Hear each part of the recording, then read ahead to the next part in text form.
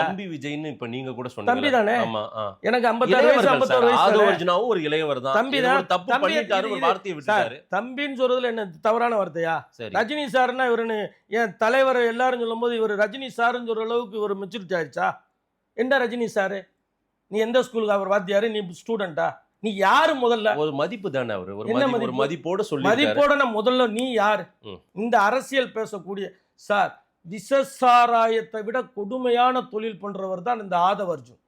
அவர் போகாத இடம் எங்க இருக்கு? இந்த நாட்டுக்கு நீ என்ன தியாகியா? என்னமோ 5 வயசுல எங்க அம்மாவை இழந்துட்டேன், நான் தைரியம் மாட்டேன்னு ஒரு ஸ்கிரிப்ட். இன்னும் உங்க அம்மா அம்மா இந்த சுதந்திர போராட்ட தியாகியா? ஒவ்வொருத்தருக்கும் ஒவ்வொரு குடும்பத்திலையும் இறப்பு பிறப்பு நடைமுறைக்கு உள்ளது சார். எல்லாருமே எல்லாத்தையும் கடந்து வந்தவங்க சார்.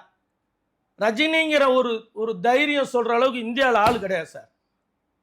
இன்னைக்கு நாங்க எந்த தலைமுறையை தாண்டி நாங்க யாரை சார்ந்து இருக்கோம்?